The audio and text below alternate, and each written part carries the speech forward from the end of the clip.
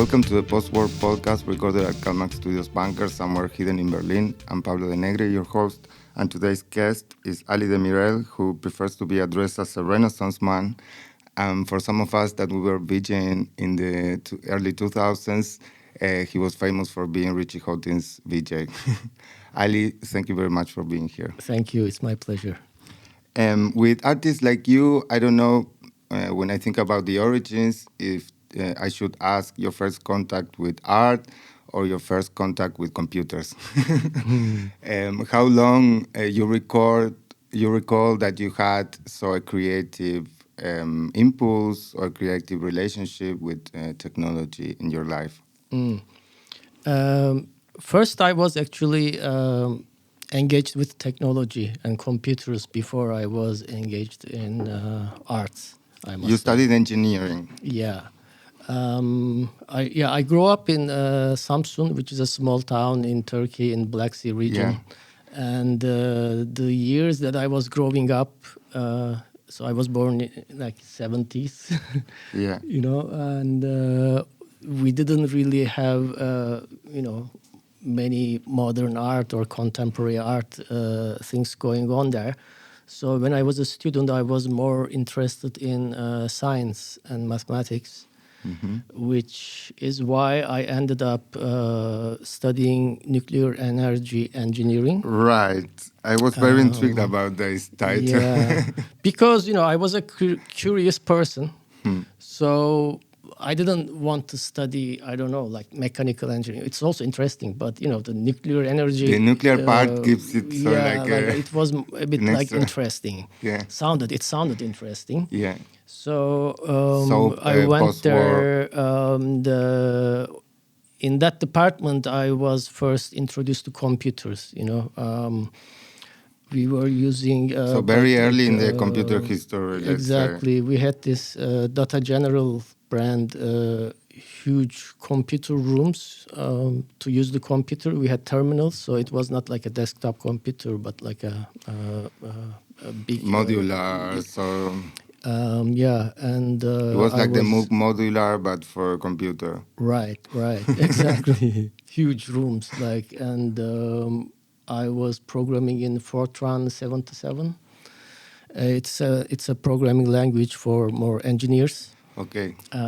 But I also, I started there to try to be experimental with computers. For example, I tried to make a bridge game programming in Fortran 77. Nice. I could manage to distribute the cards, but then I couldn't really progress. Wow, that was very early in the game. Then Solitary became very popular in every computer.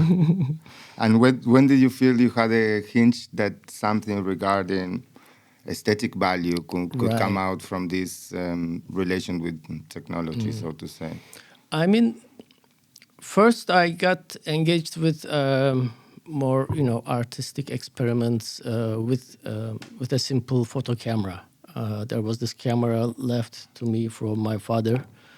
And when I was student in the engineering department, I started to go to these selective courses to take classes in photography and started making pictures. Mm-hmm. That was my introduction to art. And I was living in a dormitory at that time, and I had students from art departments, archaeology departments. While studying engineering. While studying engineering. And through those dialogues with those friends, I got into, I started to learn about arts, and I started to be curious about arts. And that was my kind of introduction into art. But later, the switch that I, made was after my second year, I think, in engineering, where I realized that actually this department is more, the engineering is not as fun as it sounds. It doesn't sound so fun, I have to say. I mean, not for me. Nuclear engineering sounded a bit... The nuclear part gives it a bit... an edge. Exactly. But even that was not actually as like the more you learn about the facts about the reality of what's going on in the background, I realized that I was more actually interested in the scientific theoretical physics. But in the engineering department, this is not actually where you explore those. And Right. in Turkey, in that department especially, I was not able to explore those things. Like for example, the lesson about Einstein's relativity theory was just 1 week.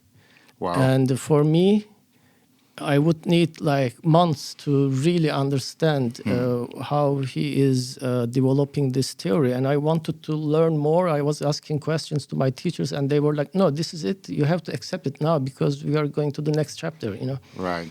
So because as an engineer, you don't really need to know everything about...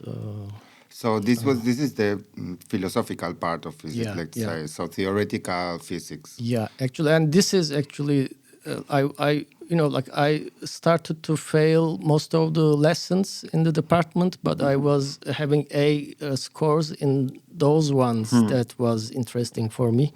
The theories of everything. Yeah, and so, like theoretical physics and nuclear physics. yeah, that gives Because there are actually such creative theories there. Like it's really Right. for me it's very artistic and poetic what's going on there. Like it's really inspiring for me. And when did you see let's say an image that was a product of technology or mechanical making, and you thought, this is beautiful, this is so material to do something so artistic work with it? Not all the time. Actually, for me, there are lots of studies with or experiments using these scientific images and applying into arts. Most of them looks very gimmick to me. I find those theoretical aspects in nuclear physics more inspiring and exciting. Not necessarily the part. picture of it. The conceptual part is for me more interesting. I understand. For me, also, I have to say, if it's lacking the conceptual part, I feel like it's lacking something. But I also believe, let's say, in emotional, pre-linguistic, integration of something that is also an image as a result, that could have this. I believe that this is possible also, could have this emotional aspect. And we were discussing with Robert Seidel. He makes artificial intelligence generated works, mostly abstraction or non-figuration, should I say, but it's totally poetic and applies to feelings and emotions and so. But at the same time, it's like this detachment, so from the creational part, because it's co-created with the machine, so to say. Yeah. And I mean, I have lots of opinions on those AI applications. I don't know if you want to dive there now or later. we can yeah, you can say your opinions on AI. I mean, I think it's appropriate. if you want to go historically, yeah. I mean, the AI is... Are you the ones that are afraid of it, or are you the ones that say it's overesteemed? No, it's not that simple. It's very complex subject. But in the very essence, like AI is basically, it's based on it's like the analytical side of our brain. It's based on computer programming and language in the very essence of it. Like it's... Of course, this neural approach, so to say.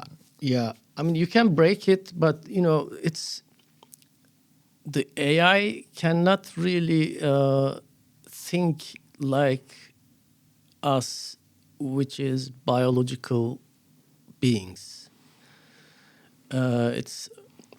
it's not very easy to elaborate on that, but It's the all reason one, is one would say. like maybe the basic explanation is we humans or like biological entities, we do not only think with language, with it's beyond language. It's like sometimes you cannot express things with any tools. It's so how can we get there with AI is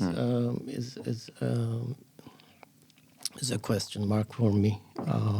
But of course, there are studies and ways. There's a lot going on. Some say that they are pushing a bit, exaggerating the capabilities of AI because of lobbyism and some financial possibilities. I agree. They are doing demonstrations in the UN Congress or so, and because they want to win this race on funds, so to say. Right. But if it is so, yeah, that would make sense, and that's why a lot of these experiments on artificial intelligence, like the Nazi Twitter bot or this Android and so, they quickly went a bit bizarre, Yeah. because they turned so totally Nazis, or say they will kill humanity and so. And that's very creepy because it appeals to a very deep-rooted fear we have in our relation with technology. Since the first science fiction literature, when there was not much technology around, there was these fears for automatization of technology. Yeah, I can be speculative there and say, like you said, we fear that AI might kill us. Yes. Like in some science fiction stories, like before it even existed, way before, like yeah, couple of way hundreds, before. or yeah. Also, like some of the science fiction novels and movies. It's Also the golem, these ancient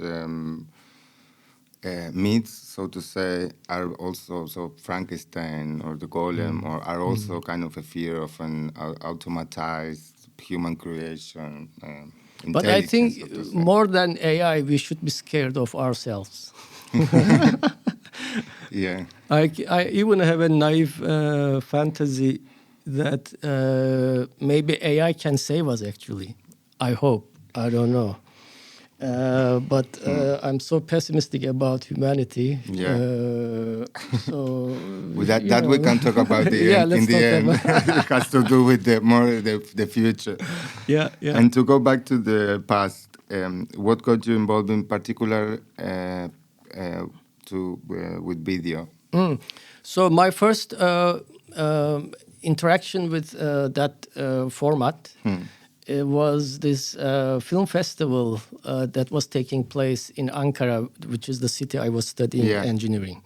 There was this film festival, and there was the section which was called experimental short films. Nice. Section, and I went there. I saw some movies, and those movies actually really inspired me to also make some. And which I ended up doing my first video after seeing those. I rented a camera because those like my first Which movie. Which camera, can I ask? It was a VHS camera. Just VHS. You put the whole VHS you cassette. Put the whole we have to explain this to younger generation. Yeah, exactly. But it was a thing like a huge, big cassette, and you put it in, and also because I didn't have any editing. Because also it's really complicated to edit what you shoot on that kind of tapes. And I was a student. I had money to only rent this camera for one day and no editing suite. So what I did was I put the cassette in and I recorded the whole movie with record and pause. So I had a title on the paper. I recorded the title and pause, and I recorded the scene. On camera. On camera Yeah. recording, editing. Editing. Exactly. So that was my first movie, which was 23 minutes long, one take, very experimental. I was cutting cheese in pieces. And yeah, that movie was refused from the festival. That's always, in long term, that's always a good sign when you can say this. Because then everyone would say, he was special. That's why it was not recognized from the get-go. Actually, it took me my fourth year, I think I was accepted. My first 3 movies. In this same Ankara festival? Yes, because that was the only place actually I could. This also this Oberhausen Film Festival. Oberhausen, very mythological. Yeah, We will talk about mythology later. Yeah. A lot of very famous experimental filmmakers, but also huge Hollywood filmmakers started there in a way. And it also has this particularity of being a short film festival, and this format allows for this divergency. You can have people that later will do Hollywood films, and you can have Jonas Mekas or and I find that very interesting. Yeah. But there was also like one thing I remember about those times is that you also have to remind yourself that we didn't have actually platforms like YouTube at those days, or like you have to remember the younger generations. This was pre-YouTube, pre-internet, pre-internet, and so pre-cell phones. Like you want to make a short film, experimental short film, and of course, you don't know. Like I was seeing only those movies they showed in the festival. Like anything else. Luckily, there was this library media archive at the Goethe Institute in Ankara. I could watch some films there, which were also like hardcore, experimental, conceptual. By your Bauhaus T-shirt, I guess you were influenced by the aesthetics. Right. Actually, I think I was lucky that there was this limited hardcore selection there, which kind of made me who I am, probably. Yeah. And the rest, actually, there were some books. So, for example, Andy Warhol's movies. The 1 minute films. And or even I was more impressed with the longer ones, like Sleep. Recording or the one with the someone feather. asleep for hours. I found those very interesting, but for example, for me, it was impossible to see those. I was only reading about them, and I was trying to imagine them. For many that studied film, it was impossible to get this stuff, only read about it. Or you got a very old copy of a text, and maybe you find an old VHS that is cannot even see because it's more VHS texture. Right. So actually, like not seeing but imagining those things could be also maybe an interesting, thing about Andy Warhol, your creativity, because those movies existed the way I imagined them from what I read. And some of that stuff, when I saw them later, these were the books you found. The books about Andy Warhol films. Andy Warhol and other, like I could find some books about video art, for example. Yeah. They were talking about some video art pieces and they were describing it. Right. It's super meta. Without seeing meta, And like I was saying, some of them actually, I was really disappointed when I saw them, the real ones. It was more beautiful, the thoughts about it. Yeah. I can relate to that. Warhol always wanted actually to be identified as a filmmaker. Actually, there is a funny Warhol quote. He says he always wanted to be a tap dancer. That's probably, I have that, that's probably from his diaries. That's the Andy Warhol philosophies from A to B, something like that. It's like a metaphysical diary. He himself is a conceptual artwork. Yeah, and it has this aspect that has to do with the 60s in New York and so. was one of these huge turning points. No, you like to refer yourself or relate yourself to this Renaissance man attitude that has to do with interrelating a lot of different areas and discipline and making like a melting pot, you know, and something new, so what is called new media or transmedia. They definitely had these situations going on, and he was impulsing rock bands, for example, in his same studio. And you have also a huge, long story and relationship with music. Right. How did that begin? It first started me making a music instrument. Because again, Deal like, with it. yeah. You're a do-it-yourself kind of engineer engineer oriented. Yeah. I mean, I was forced to be so because, again, like I saw this, in the magazines, this double bass guitar, which looks super cool, and the Super sound nerd. of it is, like very sexy. And I was okay. I would love to have one, but This is the 7-chord, no? I made it fretless, so I don't know about like musical terminologies much. I also don't. So I'm more on the designer part. Yeah. Music, music also for me is more like sound design and composition wise. Well, but Deleuze said about what is art. He says composition. So in Who says that? Deleuze, in one of his latest books. Yeah. Great. So also, if you come from design, also if all you make is composition, at one point you might also have to accept that. Right. It's For art. example, like I was saying, so I started to make video art, and I, kind of was focusing on that. But then, when I stopped my engineering studies to study something on art, I didn't choose the film department, but architecture. I studied architecture. Right. And that's also because, like, design, in the end, it's a design task, I think, whether you're designing a painting or music composition or a building or whatever.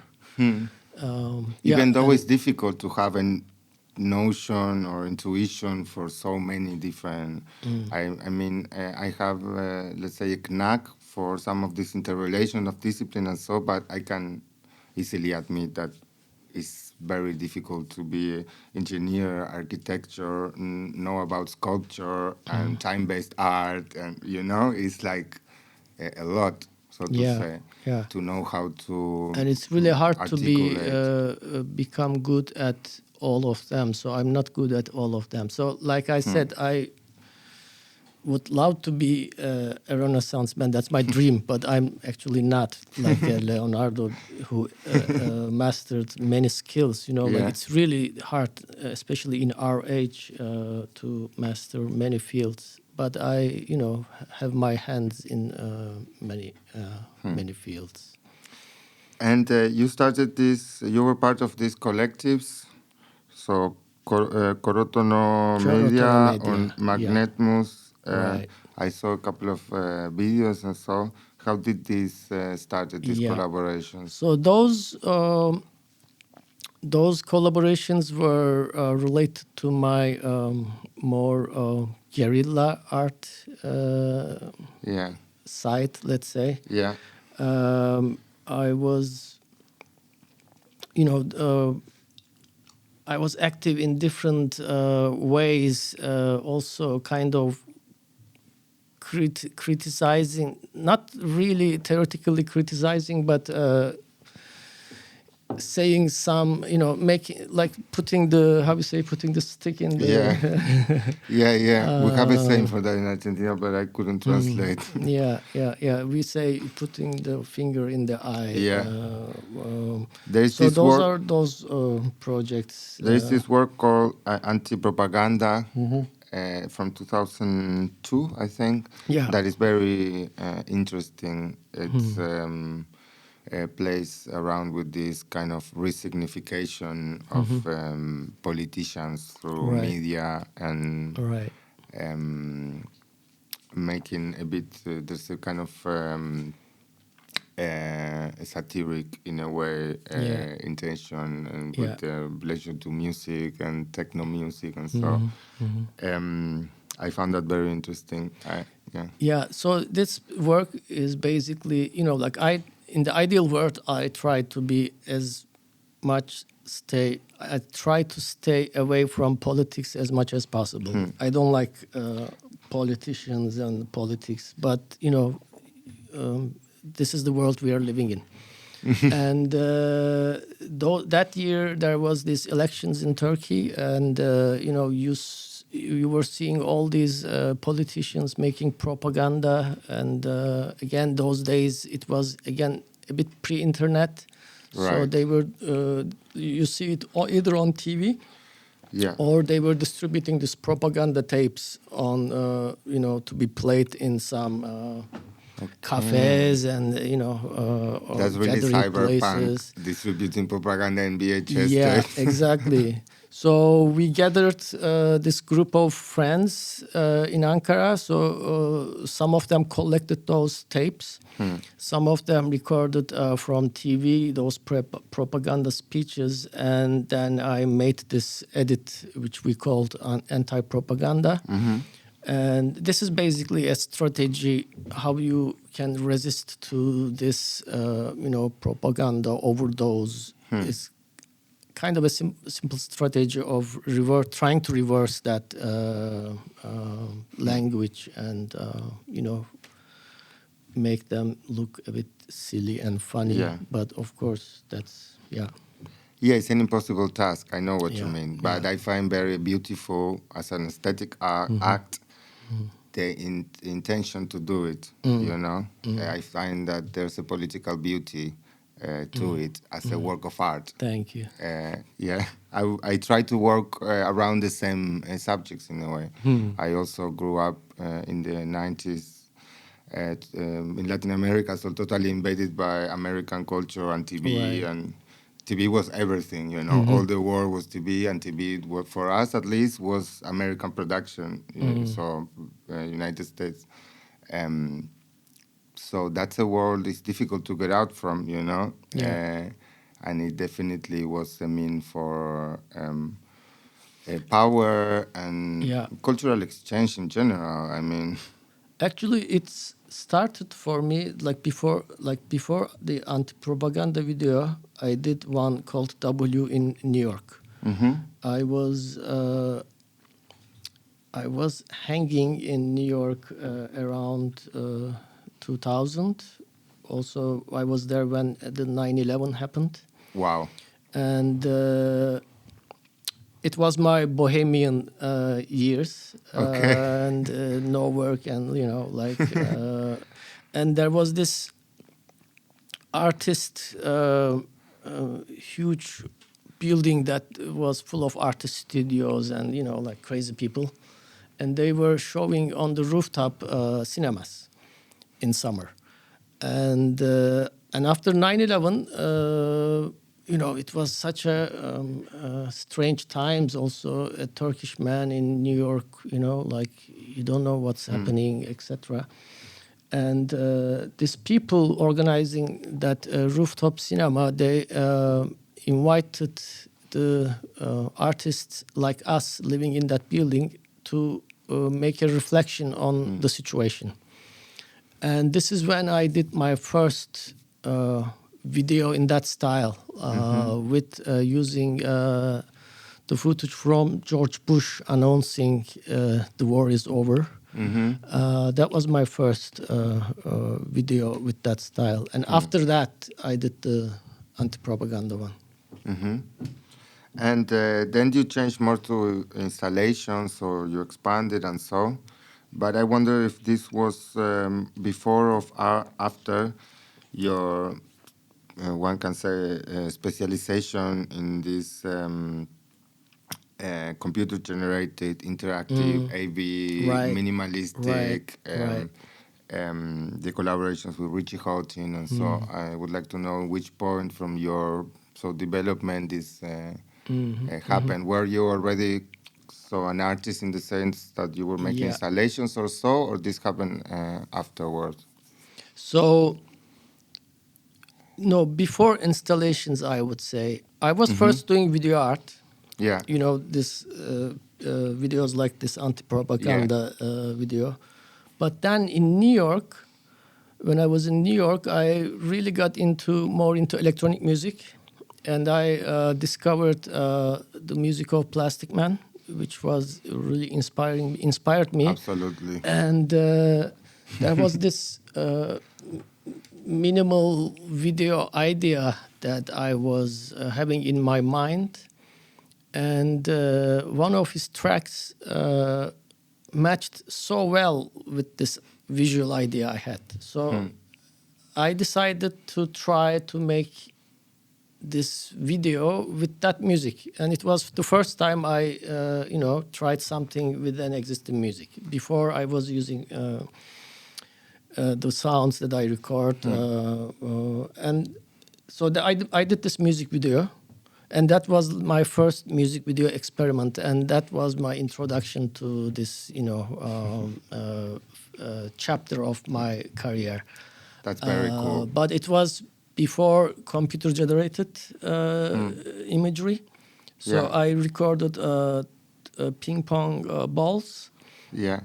And I synchronized I know their these videos. movements to the music, but like on the it's timeline, perfect. cut. You know, there are so many cuts there. Yeah. But when you watch it, it looks so synchronized, the sound and image.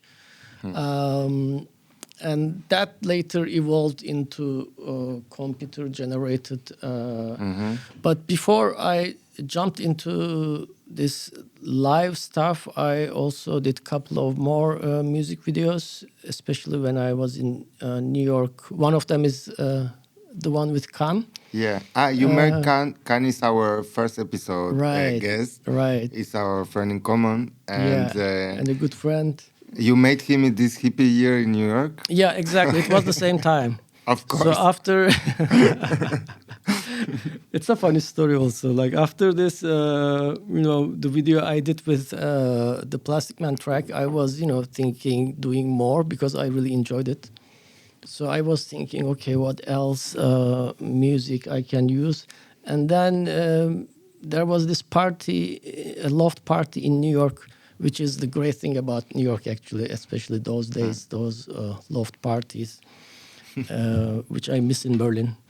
The Love Parade? It has related to a Love Parade? No, loft parties, more like private parties. I understand, yeah. You know, like not Buenos clubs Aires, and we stuff. also have that. Yeah. Here it's not. Somebody, you go to yeah, someone's popular. loft and there's I also miss that interesting in a way. people, and and in one of those parties, I met some guy, and he was saying, I know. He mentioned that he knows Khan personally, and the conversation got there because I was also listening to this album called I don't remember the name of the album, but it was Khan and Walker. So Khan made it with a collaboration with this guy, Khan and Walker project, and it was really abstract, minimal techno, very hypnotic, which was the style that I was more into these days. So, and I told him, okay, I would love to meet this guy. Maybe he is the, next person I make the video. And then he was like, yeah, okay, I introduced you to him. And he was living in New York at that time. So there was this event that he was doing a live show.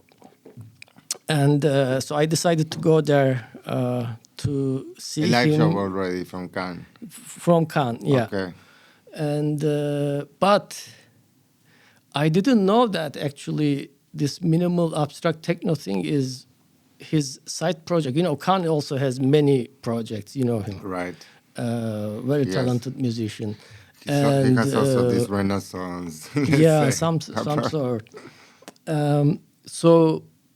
But I didn't know that his live shows he does himself is something totally different and crazy. It's everything at the same time. Because I called my friend, like Samantha, and I convinced her to go to this live show together. I'm gonna meet this guy, and he does this kind of techno minimal blah blah. And then we went there, and he ended up being on the stage naked and being spanked by some. I was like, what the fuck is going on here? But then I was, okay, let's meet this guy. So then we arranged a meeting at his place, and then we spoke, and I really liked him. And then he proposed me to make a music video for his upcoming Captain Comatose project for this track called $100. Yeah. So I never thought about making a music video for that kind of a song, but I ended up doing it, and it's also a video that I really like in my... And so you have this engineering approach in a way, and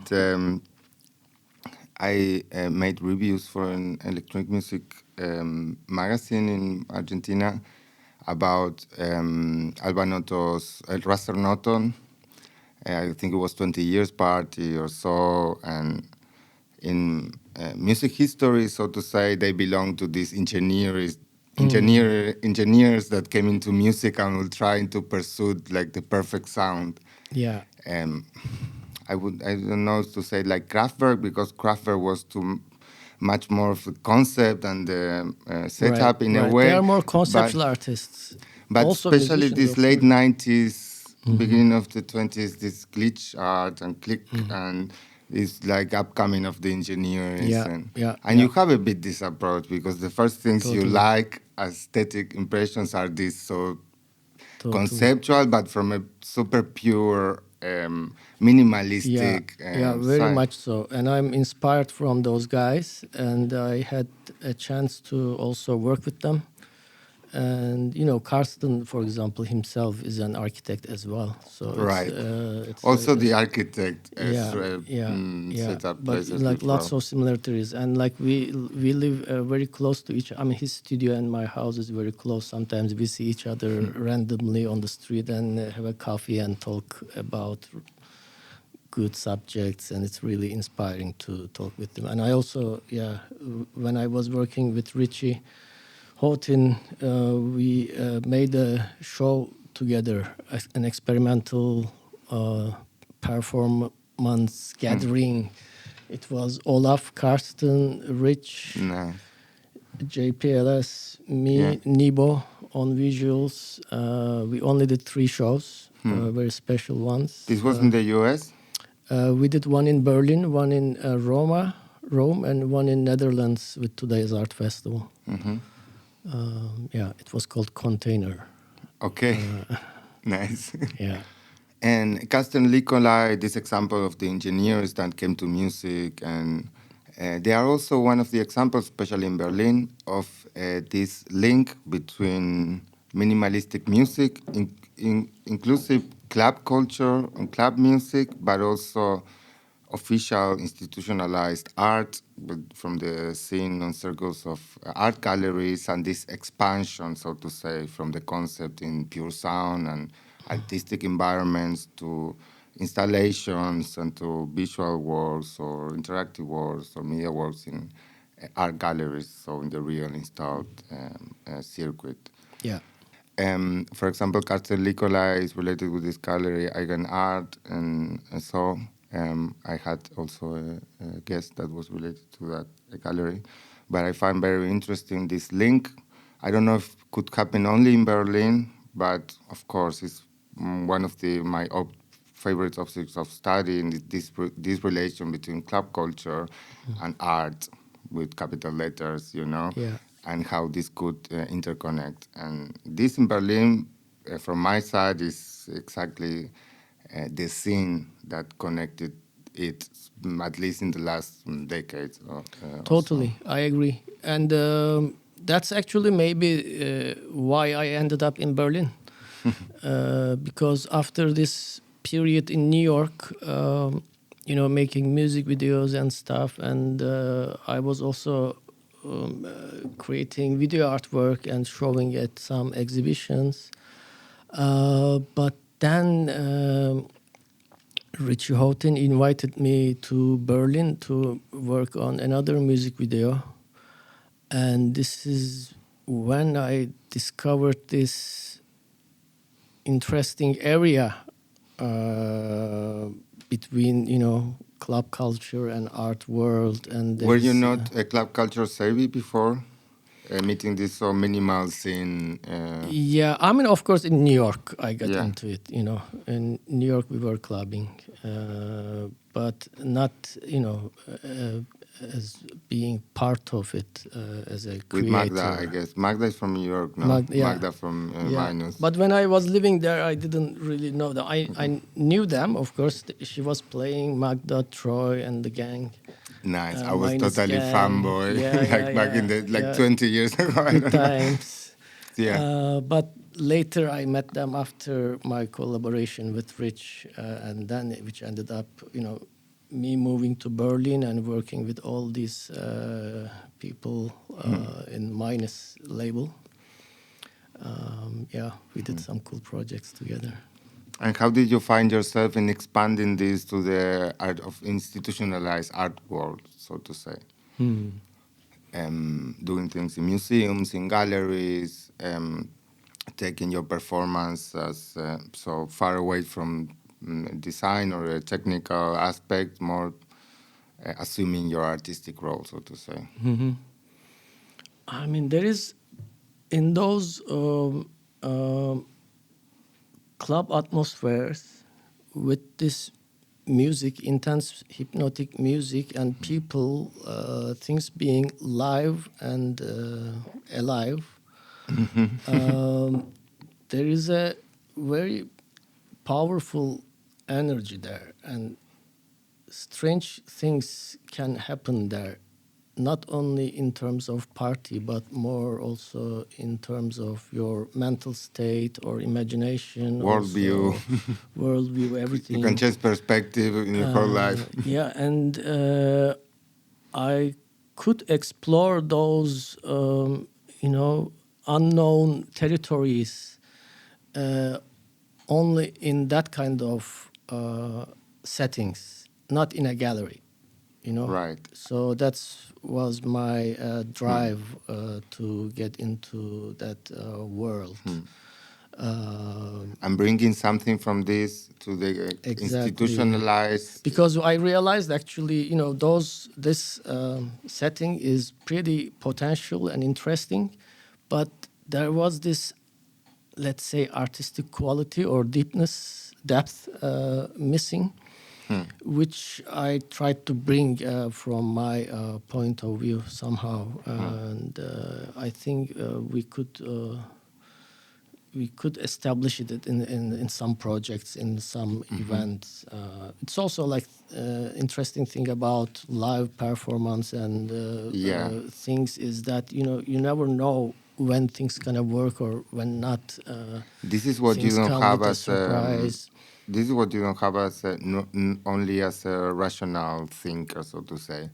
This kind of pre-linguistic, ritualistic aspect that can come out the ritualistic from aspect. Yeah, that's a rave situation, a club situation. When you cannot talk because the music's too loud. With everything is a continuum of light and sound, and there's definitely something special happening there. Exactly. Of course, I do create work in a controlled environment, in a gallery setting, which the white cube, which is sometimes what the work requires, but there is also things that I can do only in this rave atmosphere, which is impossible to do in the wild side, which is impossible to do in a gallery space. So I try to do both. Because both has different potentials, different exciting potentials. In my place in Buenos Aires was also a kind of focus for minimal underground scene, and we were doing a lot of parties there, and so a lot of graffiti artists were writing in the walls, and so my brother wrote a Nietzsche quote that said, "The night is always deeper as the day thinks." It's a totally club culture quote.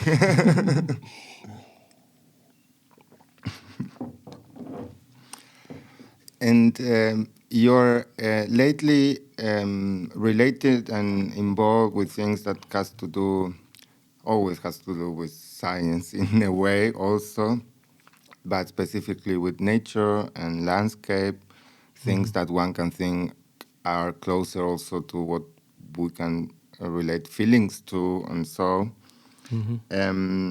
You have this nature and myth exploration.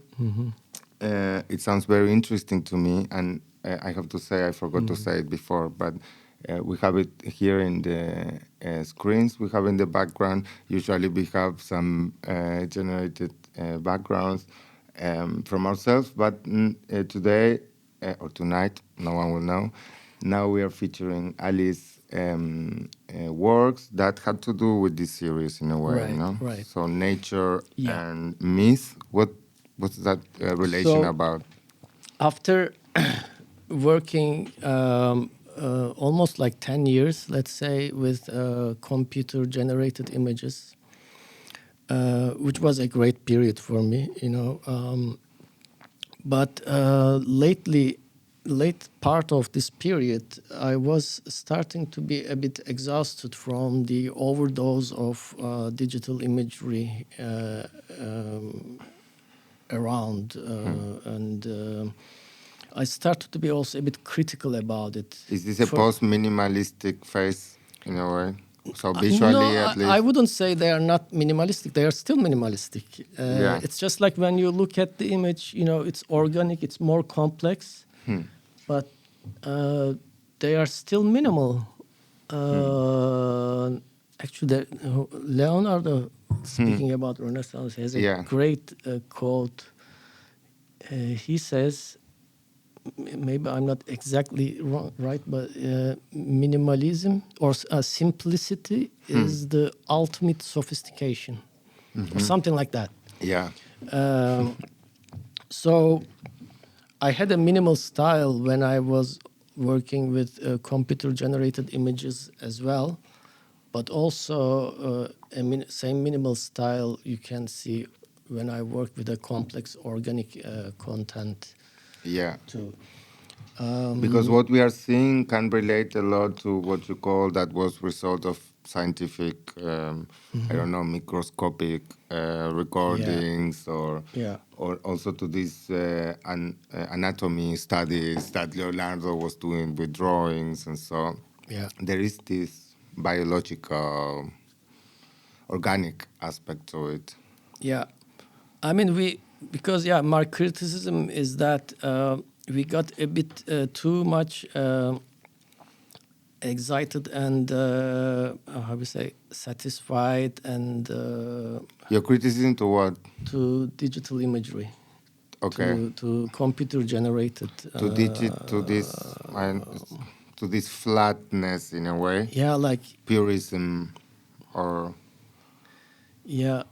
Like this immersive stuff that you see all around, they're amazing, but it's also kind of like we started to forget about the essence of an artwork or a good design. What is what is in the essence of Walter Benjamin called it the aura. Yeah, for example. Yeah, for example. Because now you can have, this many processors and computers, and you can render this resolution of real-time computer-generated images on 10 screens or like, etc. And you are, of course, like, wow. But this... In my times for Beijing, we could only 320 by 240. Yeah. Otherwise, it would stack. I mean, I even have a lecture I titled Technological Minimalism, which I also gave in Buenos Aires with the invitation of Martin Borini. Ah, nice. Martin is also a friend we have in common. Also a guest in the podcast. Cool. Great guy. One of the first episodes also. And so I talk about those. Sometimes it is good to eliminate yourself, your tools and your technologies, just to focus on the idea. because this this paradox of choice Right. could be a block on your creative flow. I remember watching a Pink Floyd documentary. I don't remember the names, but one of them said that he had the fear that with so many new technology, with so many options, they will lose the point in a way. Exactly that. Exactly that. And what does this mythology in relation to nature has to do with these new works of yours? Yeah, I don't have a very clear answer for you, but because I'm still working on it, Yeah. this is my ongoing Yeah. Artistic project. But how are these images generated so technically? No, they are pure camera, like pictures shot by camera. Okay. So it's video. Picture of rock formations. Yeah. Overlaid with some liquid, like rivers or landscapes, Yeah. things like that. So pure nature image. I don't know yet where it's going. So it's like an exploration that I'm diving into. Looks like a study on morphology, on Yeah. organic morphology. Yeah, It's if like we- the most away possible from minimalistic visuals, from a If we- square, if we- so to say. If I try to speak about the essence of it, like we were saying, the essence of the work, Yeah. I can give as an example, like, or my, I'm one of those projects I will be shooting in Japan, hopefully, Yeah. end of this year. Yeah. And I'm reading about Shinto, which is their religion, Yeah. which amazes me about that is that they believe spirituality or something, spirituality cannot be expressed or thought to a human being through language or someone. So this religion doesn't have a book or doesn't have a prophet or a character like a prophet, like someone like Buddha or someone saying Important things. important things, because there is nothing to say actually. They say only nature can translate you or like teach you this spiritual Has to do with this spiritual- Gaia concept. So Earth as a whole organism in a way. So this is kind of like what I was trying to say. It's about AI as well. Yeah. Beyond language. Right. What is there beyond language? Of course, now, like the AI is getting to a point also, like CG technologies approaching to a level that you can generate all these images digitally, and you cannot tell the Right. difference between which one is generated, which one is a real picture. Right. These but deep fakes. Yeah, even this disappearance of the difference between those two with our perception, that is interesting. But still, there is a huge difference there. So looking for that difference is kind of my, And you say mythology, not to say language, so to say. Yeah, mythology is also because, for example, one simple thinking is the mythological stories that comes from different regions, like Japan, for example, the Shinto, or like Iceland, where I shot my Winter Ashes project, which was I was looking into Norse mythology. Right. This I is think also part of this series, Exactly, so to say, Winter exactly. Ashes. So the nature influences those, like the local nature, like what you see on nature actually inspires you, I think, the humanity to come up with those mythological stories. So I'm looking into that connection. So this natural forms is almost like some textbooks, but in an abstract sense. So you cannot really read it like an alphabet, but there is something there transferring to. There is something from these brain. technical nature books plant drawings or technical drawings also on it. I also follow in Twitter this a woman that makes microscopic photos from things, but they look like liquid light. For example, liquid light is talking about Pink Floyd, one of the first VJ techniques that Right, was with right. these oils, and it Yeah. had this organic factor to it. Yeah, so what I study is not simply those the beauty of the natural forms. That's already been studied Right. a lot, and so there is something more conceptual there, which I'm still exploring. Right. Like I said, I tried to say Yeah. something about language, the analytical thinking, and the difference between biological thinking Right. and analytic thinking. That relating to the AI. How am I gonna involve Right. if I'm gonna involve AI? But also, like the AI is for me at the moment is such a baby steps stage at the moment. So maybe I do it more conceptually. I don't know if I wanna do it technically. Some but say that right now you could only do conceptual works with AI, that they are not just there. Yeah. That there's a lot of paraphernalia going on regarding capturing state funds, for development and so. Yeah. But there's certainly a lot of creepy videos going on. Yeah, I mean, like, from actually, robots. totally. I mean, most of the stuff you see done with AI technologies, they are a bit like a joke. So sturdy, or Yeah, I mean, like when my very much on the surface. But there is, of course, very interesting ones as well. But like everything else, like I think the popular media is consuming it. What is there?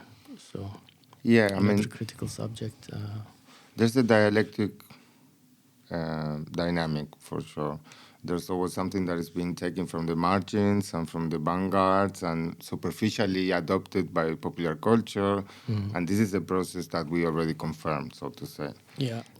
But this happens also abstractly. So in this history of thinking and art history, and so practically, how do you feel these new projects of yours have to do with your relationship with the planet, or let's say, and with the what's your general feeling in this task? Are you optimistic, or how do you usually picture yourself? What's coming in the future? Yeah. Or So before this series, actually, I made a solo show in Istanbul, which was called Ada Isle, and it featured a video trilogy. Post-Apocalyptic Utopias on Architecture. Exactly. I'm very intrigued by the name. That was kind of my, first approach to the subject. Vision to the future. Vision to the future. So I called it Utopias because, like, it's basically some scenario that humans disappear totally from the surface of the world. And and I found, like, I shot those videos in abandoned architectural places. And when human disappears, it seems to be there is some sort of a balance and harmony there, with nature taking over those architectural structures. So there is this beauty I find there, which is actually for most of us, it's not perceived as a beauty, but more like a dystopian situation. You know, like It's like a buildings. Tarkovsky film. Exactly, Tarkovsky, one of my biggest inspirations. But yeah, why we find that beautiful? That's also an interesting thing. But for sure, there is some sort of a beauty and like some sort of a peaceful feeling I have in that kind of locations compared to what we call from a human point of view a utopian place, like a perfectly functioning building, let's say like a shopping mall, or I always give as an example, you know, everything is working perfectly, you know. But for me, this is actually the real dystopian place, because I don't feel comfortable there. I feel, you know, there is something wrong. A lot of science fiction films, a lot of classic zombie films by Romero, a lot of books by science fiction writers were based in shopping malls. There's a reason to it. Yeah, exactly. So yeah, but also there are some. So I think, like, you know, like I'm a bit pessimistic about humanity in general, the way we are, the direction we are going. We are some sort of like the mistake in the design of the nature almost. I think, you know, False mutation. False mutation. You know, like we are too powerful. We are too dominating and OP, we say in video games, so overpowered. Overpowered. And yeah, we are even getting more and more powerful, but probably in the end we might end up destroying ourselves. I don't know. It's mostly I don't want to, but like from some perspective, it looks very possible. Very possible. Yeah. I mean, there was this nature had an attempt with this COVID to stop us, but that didn't work. It happened a lot of times along human history. Back to the way we are, almost like we learned nothing from it. Of course, some of us learned, but I mean, yeah, there has to be some sort of a balance found. I don't know how is it that gonna be. Yeah, but also another thing I'm thinking as a designer, from my designer perspective, if this mistake, what I call mistake in the design of nature, is this actually what makes a perfect design? Having a mistake in the design. So us being the mistake or error could be maybe the element you need in a perfect design. Maybe.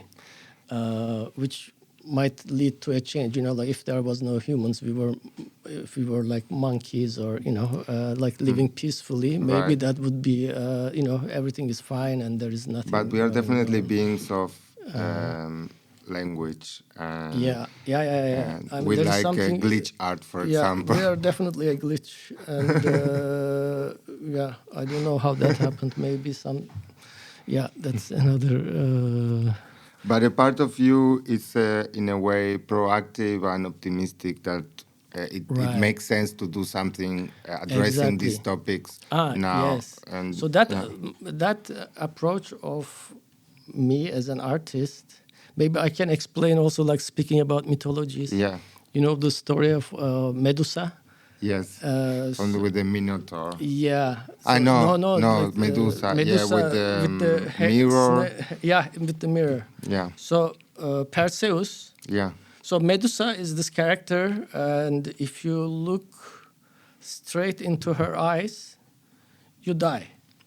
Right. So that represents this dark reality. Sorry, I spoiled this very ancient myth. I already spoiled it.